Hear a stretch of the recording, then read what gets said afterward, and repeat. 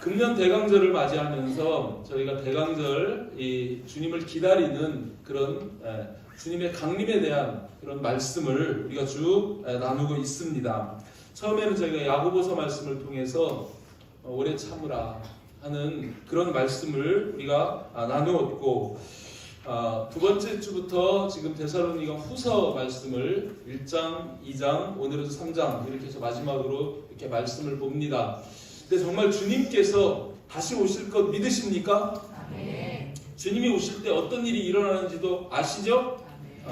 데살로니가전서 4장 16절, 17절 말씀을 보면 주님이 재림하실 때 어떤 일이 일어나는지 정확하게 말씀을 하십니다. 이건 하나님의 약속이에요. 그대로 이루어집니다. 주께서 후령과 천사의 소리와 하나님의 나팔 소리로 친히 하늘로부터 강림하실 때 무슨 일이 일어납니까? 그리스도 예수 안에서 죽은 자들이, 믿고 죽은 자들이 부활한다는 거예요. 그들이 먼저 일어나고 그 후에 우리 살아남아 있는 자들, 지금 이렇게 예수 믿고 있는 자들이 구름 속으로 끌어올려서 공중에서 주를 영접하고 그 이후로는 항상 주와 함께 있는 천국 생활이 열려진다는 겁니다. 아멘? 소설이 아닙니다. 허구가 아닙니다. 주님이 약속하신 말씀이기 때문에 이 일이 그대로 이루어지는 줄 믿습니다. 아멘. 그리고 이런 이야기를 했는데, 근데 이 데살로니가 교회에 어떤 이상한 소문이 들렸어요. 무슨 소문이냐면 예수 그리스도께서 이미 강림하셨다는 거예요. 그날이 왔다는 거예요. 이런 소문이 들리니까 데살로니가 교인들이 그죠? 이상하게 생각했겠죠. 주님 오시면 부활도 하고 들림도 받는데 왜 우리한테 아무 일도 없는 거야? 그래서 마음이 흔들리고 우리는 구원 못 받나? 두려워하고 그런 상황이 있었다는 거예요. 그것을 다시 설명하기 위해서 바울이 데살로니가 후서를 통해 가지고 2장 3절에서 이런 말씀합니다. 누가 어떻게 하여도 미혹되지 마라. 미혹되지 마라. 지금도 이단들이 엄청 미혹을 하는데 미혹되지 마라 하면서 무슨 일이 있겠다. 주님 오실 때 반드시 이런 일이 먼저 있다. 그게 뭐냐면 배교하는 일, 멸망의 아들이 나타나는 일이 있다는 거예요. 그 후에야 주님이 오실 거니까 그것이 보이지 않으면 누가 뭐라 그래도 주님이 안 오시니까 미혹되지 마라. 이렇게 이야기를 하면서 이 예수 그리스도의 재림의 때에 대한 그런 답을 주는 것을 볼 수 있습니다. 이제 오늘은 이 주님이 다시 오심이 임박한 시대에 과연 예수 그리스도의 강림을 기다리는 우리들은 어떤 삶을 살아야 하느냐, 그것에 대해서 말씀해 주시는 것이 오늘 본문 말씀입니다. 여러분, 진짜 예수님 다시 오실 걸 믿으시죠? 그런데 그 예수 그리스도께서 다시 오심을 기다리는 그런 사람들의 삶의 태도는 각양각색입니다. 어쩌면 주님은 반드시 오실 것이고 그 주님의 강림, 개인의 이 종말을 기다리면서 사는 사람들이 우리들이라고 볼 수 있는데, 그런데 어떤 사람들은 정말 그런 게 어딨어? 믿지 않는 거예요. 그리고 종말이 전혀 오지 않을 것 같이 착각하면서 사는 사람들이 있다는 거예요. 또 한편 어떤 사람들은 주님이 오신대. 금방 오실 것처럼 너무 그 종말에 지나치게 집착해서 현실 생활을 제대로 살지 못하고 비정상적인 삶으로 나아가는 그런 부류들도 있다는 거예요. 성경은 이런 두 부류를 거부합니다. 주님이 원하시는 종말적인 그런 삶의 모습은 마태복음 24장에도 있는 것처럼 24장 44절에서 46절까지 말씀 보면 거기서 이렇게 말씀하거든요. 이러므로 너희도 준비하고 있으라. 마지막 때를 준비하고 있으라는 거예요. 생각하지 않을 때 인자가 오리라. 주님이 오실 건데, 근데 그때 이런 말씀합니다. 충성되고 지혜 있는 종이 되어 주인에게 그 집 사람들을 맡아. 청지기적 삶이거든요. 맡아서 뭘 하냐면 때를 따라 양식을 나누어 줄 자가 누구냐? 주님이 오시는 그때에도 그죠? 청지기로서 때를 따라 양식을 나누어 주고 있는 자가 누구겠느냐? 그런 자가 되라는 거죠. 그러면서 46절에서는 주인이 올 때 예수 그리스도께서 강림하실 때 그 종이 이렇게 하는 것을 보면 그 종이 복이 있으리로다. 그러니까 주님 오실 때까지 자기 맡은 바 청지기로서의 소임을 끝까지 잘 하고 있는 그것을 보게 하시라는 거예요. 아멘. 그렇게 주님은 말씀합니다. 오늘 이 데살로니가 교회에 일부 성도들이 이 종말론의 폐해에 빠져드는 그런 모습을 봅니다. 그런 사람이 있었다는 거예요. 주의 날이 이르렀다고 마음이 흔들리고 두려워하면서 안절부절하면서 비정상적인 그런 삶을 사는 사람들이 있었다는 거예요. 우리 한국에도 이 잘못된 종말론으로 인해서 심각한 피해가 일어났던 적이 있습니다. 계속 이런 일은 반복될 거예요. 지금도 있고요. 1992년도에 다미선교회 10월 28일 날 밤 12시가 되면 휴거가 일어난다고 그렇게 얘기했어요. 그때 노스트라다무스 그 세계 종말까지 그 시점까지 막 이렇게 겹쳐져 가지고요. 정말 많은 사람들이 진짜 그럴 수 있겠다 해가지고 그때 많은 그런 종교 단체들이 또 거기에 동조했던 그런 모습들도 있었습니다.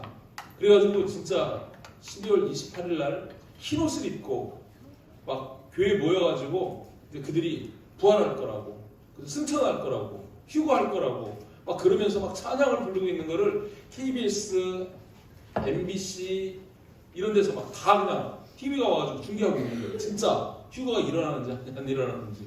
일어났습니까? 안 일어나는 거예요.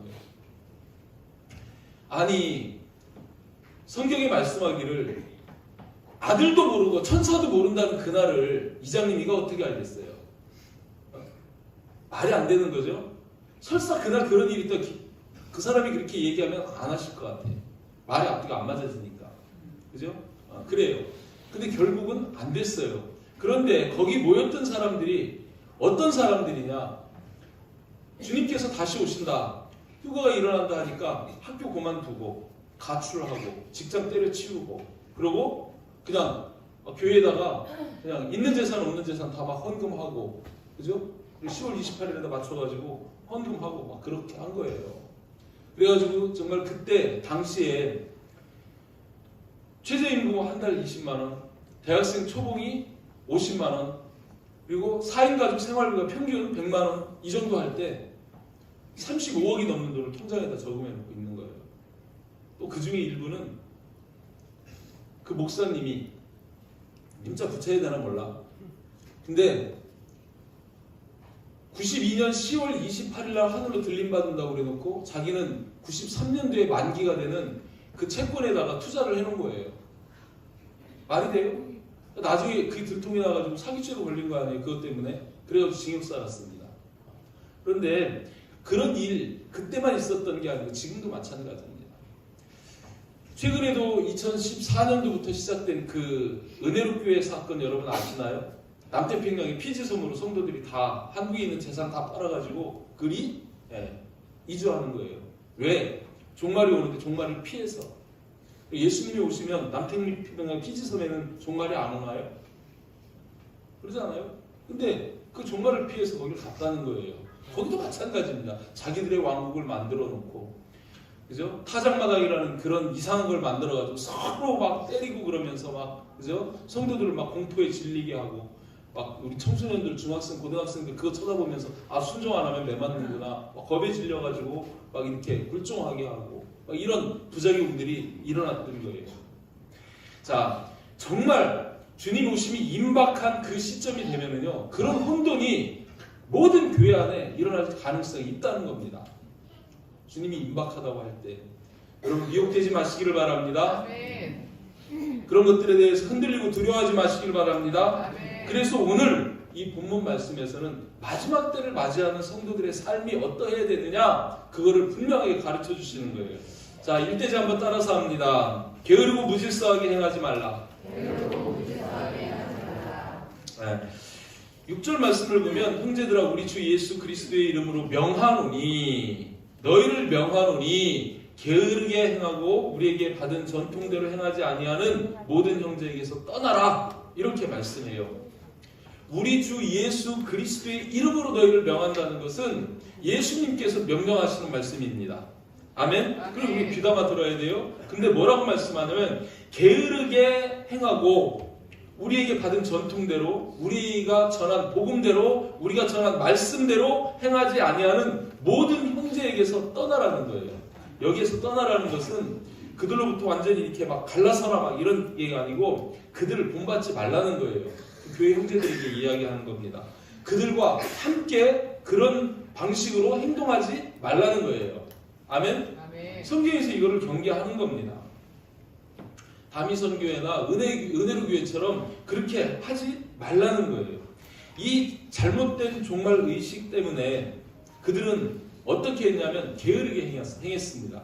여기서 게으르게 행했다는 것은 어떤 의미의 말씀이냐면 일을 포기했다는 거예요. 학생은 학교 가는 거 포기하고 직장 다니는 사람들 직장 다니는 거 포기하고 사업하는 사람 사업하는 거 포기하고 다 하던 일을 멈춰버리고 일하지 않는 것 그거를 게으른 거라고 여기서 이렇게 표현하는 겁니다. 그렇게 하지 말라는 거예요. 아멘? 여러분 우리 뒤에 그 누군가의 말씀이 여기 있습니다. 비록 내일 지구에 종말이 온다 하더라도 나는 오늘 사과나무 한 그루를 심겠다. 말씀 한번 띄워보세요. 있죠? 자, 한번 우리 다 같이 읽어봅니다. 비록 내일 종말이 온다 해도 나는 오늘 한 그루의 사과나무를 심겠다. 우리 초등학생들한테만 물어볼게요. 누구 이야기인지 아세요? 상품이 있습니다. 누구 이야기일까? 누구 얘기일까? 따라서 합니다. 스피노자. 우리 초등학생들만 따라서 초등학생들한테 제일 심어주고 싶어서 그러는데 스피노자라는 그런 철학자가 이렇게 이야기한 거예요. 비록 내일 종말이 온다 해도 비록 내일 예수 그리스도께서 강림하신다 해도 나는 오늘 한 그루의 사과나무를 심겠다. 이렇게 얘기합니다. 이게 성경적인 겁니다. 아멘? 제가 이 종말론을 공부를 많이 해서 그런지 여러분들에게 종말에 대한 이야기를 좀 잘 하죠. 그리고 여러분 그 말씀 들으면서 좀 마음속에 그런 생각 안 드시던가요? 아니 주님이 곧 오신다며 이스라엘 무화과 나무 비유를 들고 주님이 가까이 오시고 문 앞에 와 계시고 주님이 오신다는데 박 목사님 금방 주님이 오실 건데 뭐 때문에 저렇게 땅을 사고 저기에 수십 원씩 들어가지고 지금 학교를 세우고 이런 일들을 뭐하러 합니까? 금방 주님 오실 건데 네? 그런 생각 안 들어요? 근데 그게 아니에요. 주님이 바라시는 것은 게으르게 행하지 말라고 그렇게 이야기합니다. 끝까지 내일 주님이 오신다고 해도 오늘 우리는 할 일을 하라는 것이죠. 아멘? 7절 말씀에도 보면 어떻게 우리를 본받아야 할지를 너희가 스스로 아나니 우리가 너희 가운데서 무질서하게 행하지 아니하며 이 우리가는 바울, 실로아노, 디모데 그 데살로니가 교회에 복음을 증거했던 그런 사역자들인데 그들에게 본을 보였다는 거예요. 그리고 그 본은 반드시 본받아야 하는데 뭐를 본받으려? 무질서하지 않게 하는 것을 본받으라는 거예요. 여기서 무질서하다는 게 무슨 의미냐면 이런 의미입니다. 이스라엘 백성들이 출애굽을 했어요. 가나안 땅을 향해서 나아갈 때 그들이 어떻게 나아가던가요? 진영을 딱 갖추어서 나가죠. 그죠? 앞에 그죠? 세 지파, 왼쪽에 오른쪽에 세 지파, 후미에 세 지파, 3, 4, 12, 12지파가 그죠? 성막을 중심으로 해서 질서정연하게 딱 이렇게 진군을 해가는 거예요. 하나님의 분대로. 그런데 여기서 무질서하다는 것은 어떤 의미냐면 그 대열에서 이탈하는 거예요. 그 대열에서 이탈하는 것, 그거를 무질서하다고 이렇게 이야기합니다. 어떤 의미? 천국을 향해서 천성을 향해서 우리가 나아가는데 그 나아가는 삶의 그런 방식에서 이탈하는 것, 그것을 무질서하다고 이렇게 표현을 한다는 거예요. 여러분 살던 방식대로 살면 돼요. 아멘? 그거를 말하는 겁니다. 그러면서 이 바울 일행이 그들에게 본을 보였다는 거예요. 바울이 지금 이야기합니다. 주님 오시면 부활이 있을 거야, 휴거 있을 거야, 주님 오시면은 이런 징조가 있을 거야, 주님 오시면 이런 상황들이 있어. 이야기를 자기들이 하면서도 곧 주님이 오신다고 말씀하면서도 그들은 자비량으로 열심히 천막 짓는 일을 해가면서 하루하루 일을 했다는 거예요. 그래서 여기 8절에 보면 누구에게서든지 음식을 값없이 먹지 아니하고 오직 수고하고 애써 주야로 일을 하면서 본을 보였다는 거예요. 아멘. 그 이야기를 하는 당사자가 이렇게 수고하고 애써, 이 애써라는 단어가 막 지치도록 피곤하도록 열심히 그렇게 일을 했다는 겁니다. 그래서 그렇게 일을 하는 거 왜 그러냐면 너희에게 폐를 끼치지 않고 9절 말씀에 보면 오직 스스로 너희에게 본을 보여 우리를 본받게 하려고 그렇게 했다는 거예요. 아멘. 본받게 하려고.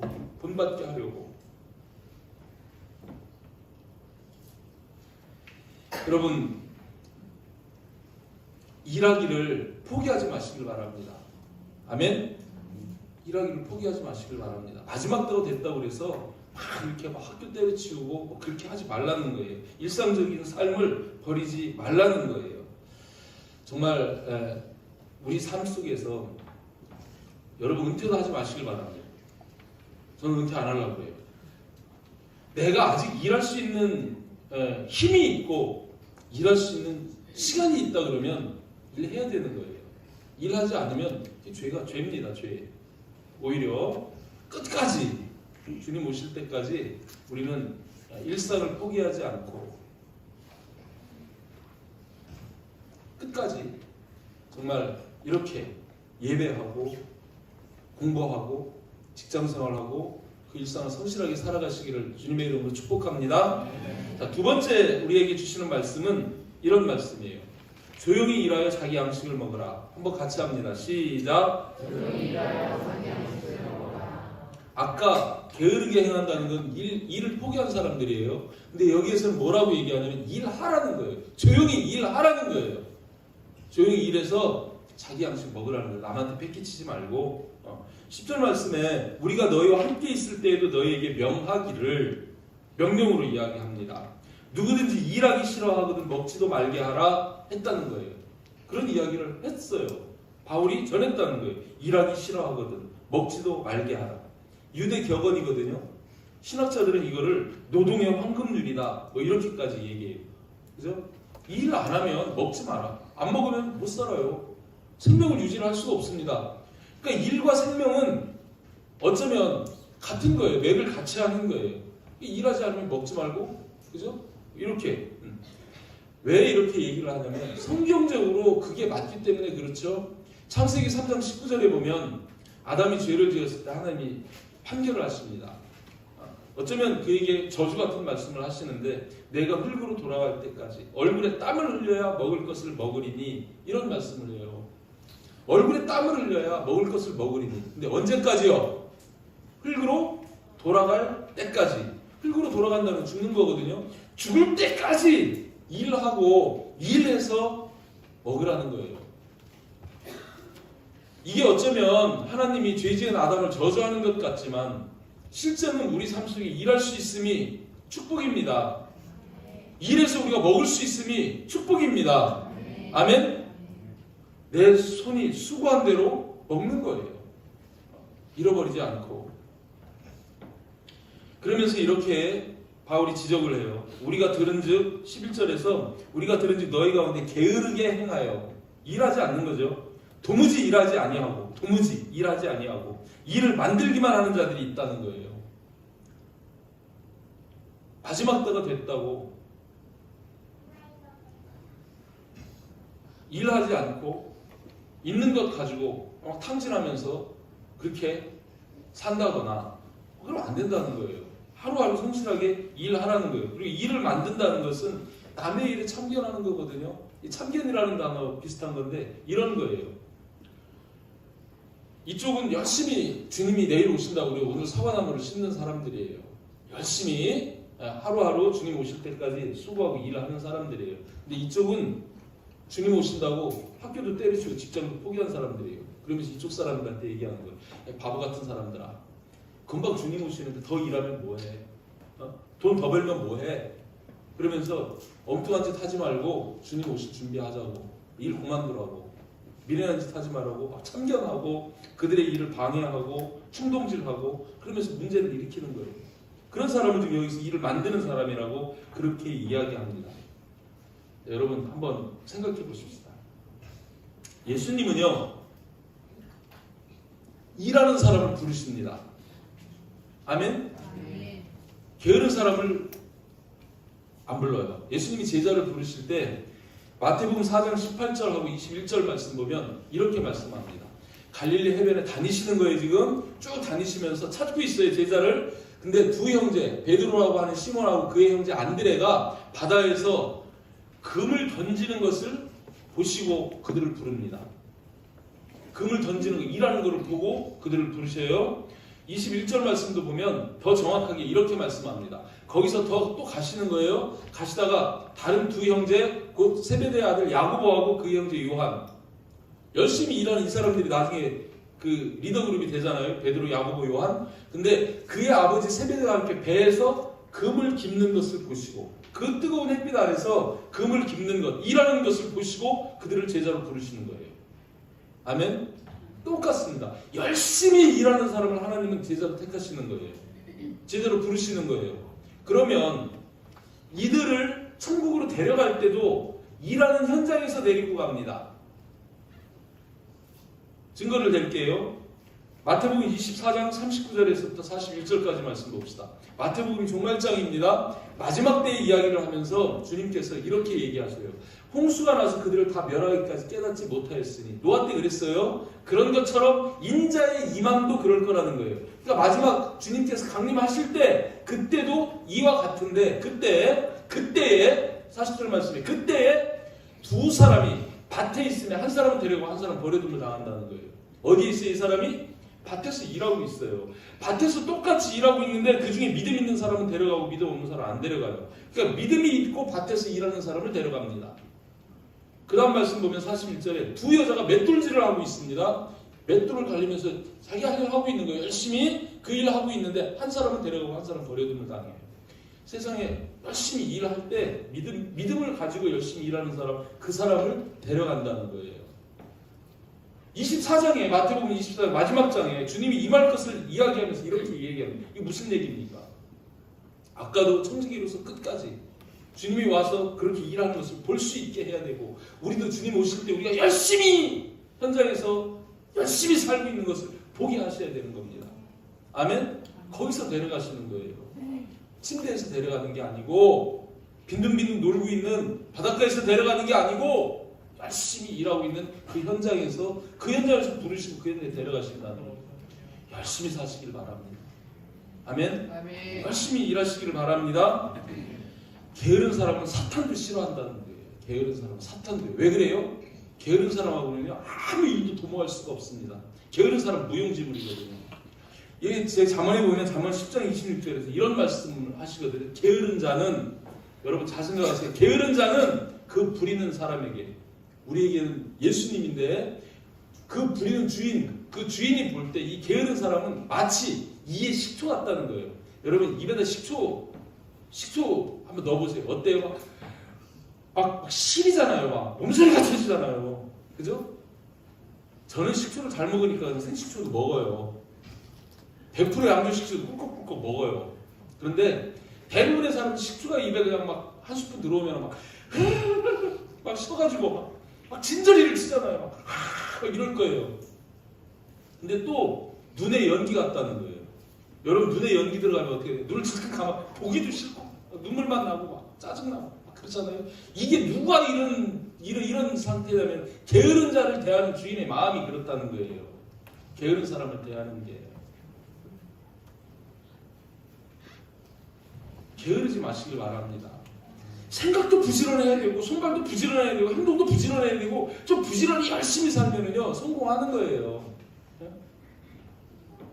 살아있는 자의 무덤은 게으름이다, 이런 얘기도 해요. 살아있는 자의 무덤이 게으름인데, 살아는 있는데 게으르면 무덤 속에 있는 거랑 똑같다는 거예요. 죽은 자랑 같다는 거예요. 게으른 사람은. 그만큼 게으름을 경계합니다. 또 이런 말씀도 있어요. 성공하지 못하는 사람에게는 반드시 게으름의 문제가 있다는 거예요. 다른 요인들도 있겠지만 그 안에 꼭 들어가는 게 뭐냐면 게으름의 문제가 있다는 거예요. 여러분 동의하십니까? 마태복음 7장 7절에서 그런 말씀하시죠. 구하라, 찾으라, 두드리라 이렇게 말씀하세요.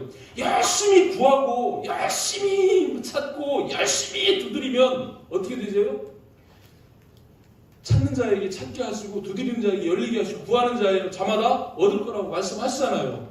열심히 하면 내가 부족해도 하나님이 막 감동하셔가지고 구하게 하시고 찾게 하시고 그죠? 문이 열리게 하시고 같이 막 역사를 해주시는 거예요. 근데 게으른 그 사람은 막 치를 떨면서 눈치 크 감고 막 그죠? 쳐다도 안 보는 거죠. 이렇게 하나님은 일하는 사람을 좋아하시고 열심히 하는 사람, 일하는 사람을 주님도 부르시고 일하는 현장에서 그 사람을 데려갈 만큼 일하기를 좋아하시는 거예요.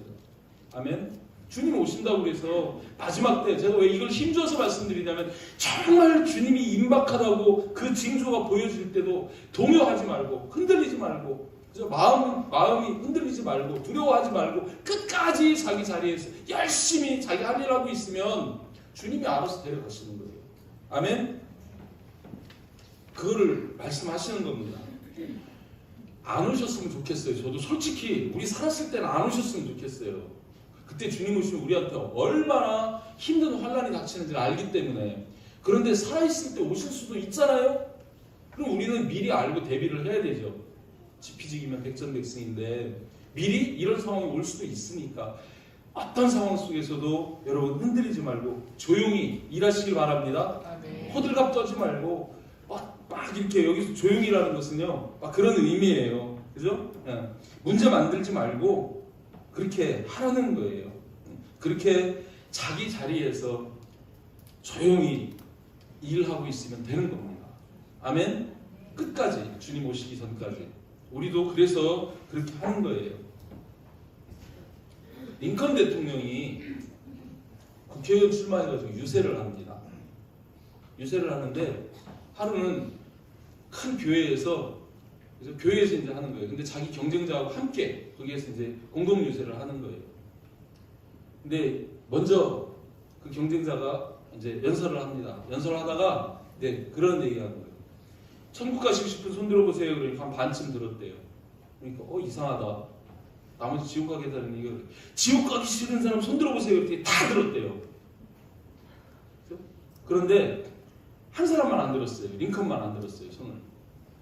그러니까 이제 공격을 하는 거예요. 당신은 천국 가기 싫은 거요? 링컨이 뭐라고 대답했냐면 이렇게 대답했대요.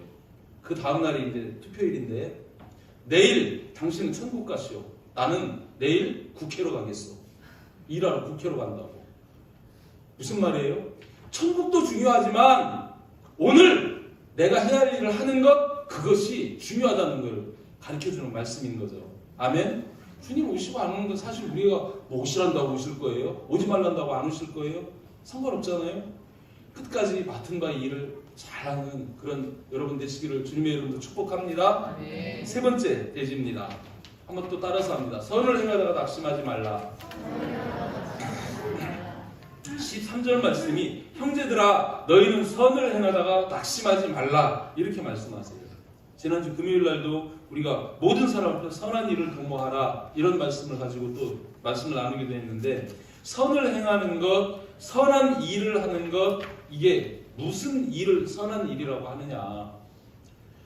성경에서는 선하신 분은 하나님 한 분이라고 이야기합니다. 그러니까 성경에서 선한 일은 하나님의 일이죠. 하나님은 어떤 일을 하십니까? 구원하시는 일을 합니다.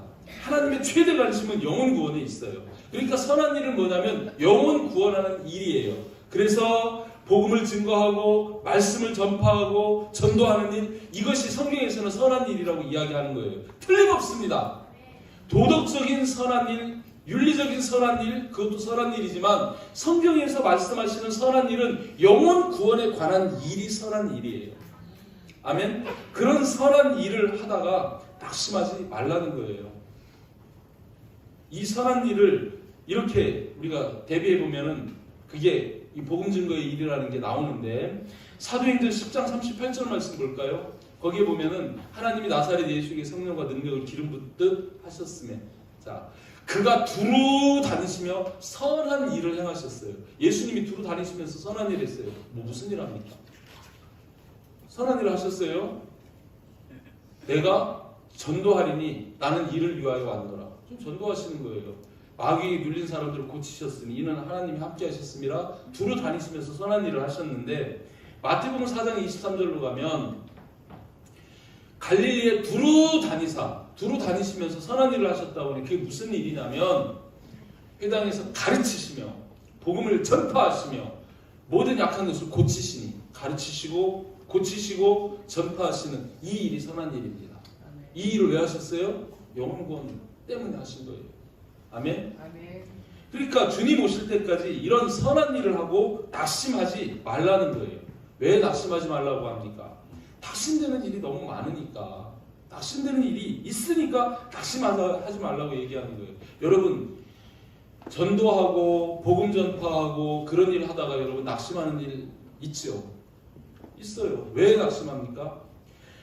죽으라고 기대하고 우리 막 지금 셀에서도 보면은 막 오이코스로 붙잡고 막 선물 주고 전도하고 만나고 막 하는데 이 인간이 안 돌아와. 1년이 지나고 2년이 지나도 막 요즘부터 안 돌아와요. 그럴 때 낙심되죠. 또 하나 낙심되는 일이 있습니다. 여기에서 말씀하신 그 이유도 있거든요. 주님이 오신다고 해서 주님을 기다리고 있는데 안 오셔. 여러분 주님 오셨으면 좋겠어요? 저는 솔직히 주님 오셨으면 좋겠어요. 왜요? 너무 힘들어. 너무 힘들어 사실. 막 진짜 막 이런 막 교회 목회 사역 해야지. 저 건축에 관한 일 저거 해야지. 막 개발하는 일들이며 뭐 또 막 지금 막 설계 또 들어갔죠. 막 그런 일들 막 이렇게 하고 막 이게 막 부대껴가지고 머릿속이 너무 복잡해. 밤에 막 자다가도 이 정리가 안 되면 안 되니까 막 일어나고 생각하고 그려보고 또 막 디자인해보고 막 벤치스 다 하는 거예요. 막 또 지쳐요. 지금도 막 이제 지난 주일날 지난주에 금요일이죠. 금요일날 패시텐스 와가지고 처음 설명한다고 몇 번 오르락 내리라고 거기 막 돌고 자기 했더니 또 막 무릎이 지금 너무 아픈 거예요. 막 어쩔 때는요 막 진짜 딱 그냥 몸이 젖은 손덩어리예요. 그냥 막 쫙 가라앉아가지고 아무리 애써보고 막 일어나 보려고 그래도 안 될 때가 있어요. 마음이 막 가라앉아가지고 막 너무 힘들고 지칠 때가 있어요. 그럴 때는요 입에 저도 주님 빨리 오셨으면 좋겠어. 주님 빨리 오셨으면 좋겠어. 그럴 때 있거든. 근데 안 오셔. 그리고 일은 계속 쌓여 오는 거예요. 그럴 때 어때요? 막 좀 막 낙담되고 낙심될 때도 있는 거예요. 예? 주님 오신다고 안 오시니까 기다리다 지쳐가지고. 그죠? 여러분들도 연애할 때 애인 기다리는데 기다리다 안 와봐요. 얼마나 나쁜이 돼요. 그런 것처럼 그 주님 오시면은 끝인데 너무 좋은데 안 오시니까 낙심될 수. 그런데 오늘 성경에서는 선한 일 하다가 낙심하지 마라. 그렇게 말씀하시는 거예요.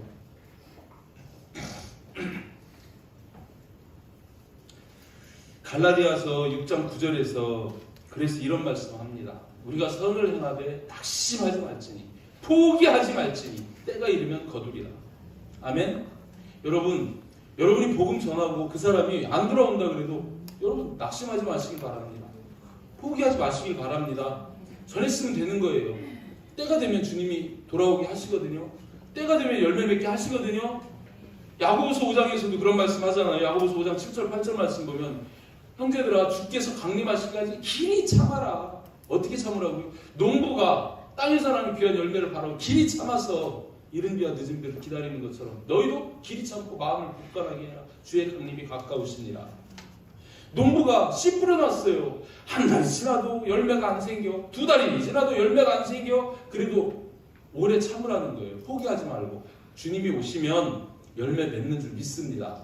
아멘. 주님 강림하실 때 우리에게 그 모든 것이 보상이 되는 줄 믿습니다. 그 사람이 믿고 안 믿고가 중요한 게 아니고 우리는 전하면 되는 거예요. 아멘.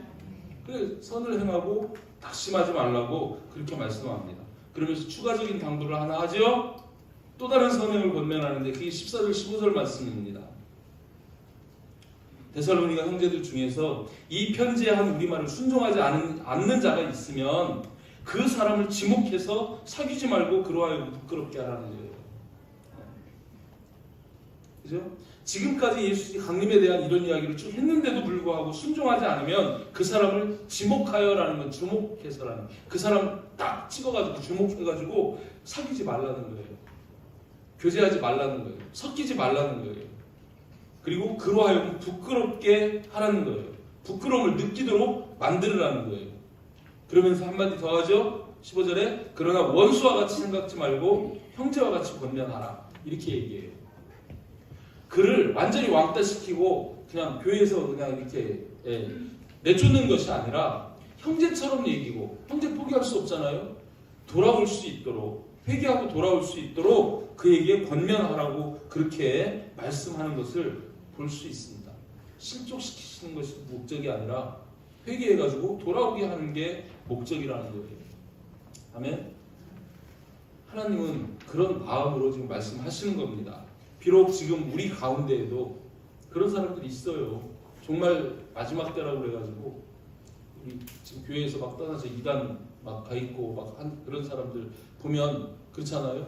그들도 권면해서 돌아오게 할 수 있으면 돌아오게 하라는 그런 의미로도 해석할 수 있는 거죠. 야고보서 5장 19절 20절 말씀, 마지막에 이 말씀 하나 보고 말씀 맺습니다.